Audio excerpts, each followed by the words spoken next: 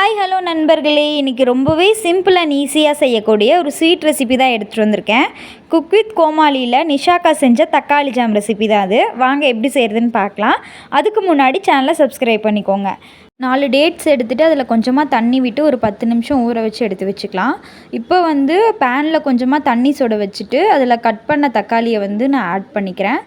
Add பண்ணி ஒரு 2 நிமிஷம் நல்லா குக் பண்ணுங்கள். ஸோ கொதி வர வரைக்கும் குக் பண்ணிவிட்டு இந்த தோலை நல்லா பீல் பண்ணி எடுத்தோம் அப்படின்னா பீலாகி வந்துடும் ஈஸியாகவே.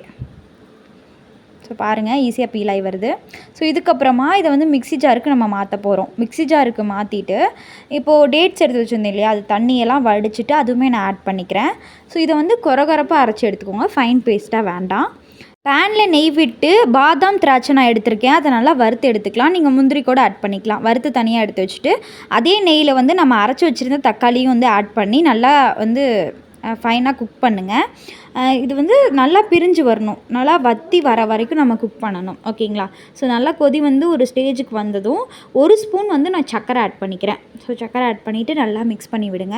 மிக்ஸ் பண்ணிவிட்டு அது பாட்டுக்கு கொதிக்கட்டும், நல்லா வற்றி வரட்டும். அந்த கொஞ்சமாக தான் நெய் ஆட் பண்ணியிருக்கோம், அது எல்லாமே பிரிஞ்சு வரும் சைடில். ஓகேங்களா?